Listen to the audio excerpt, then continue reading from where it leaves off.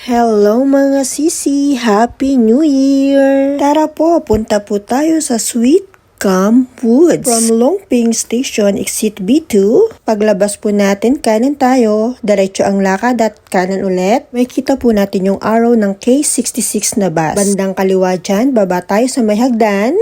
At eto na nga ang bus K66, sakay tayo dyan. At tayo ay maglalakbay. O diba ang bilis, andito na tayo. Wala na ng lakad. Pero guys, sumakay kami ng minibus saglit hanggang makarating kami dito. So ayun na nga, start ulit tayo ng lakad. Siguro abutin to ng mga 40 minutes. Depende po sa ating paglalakad. Pero kami natagalan kasi syempre bawat daanan, picture-picture, video, post-post. Ganun.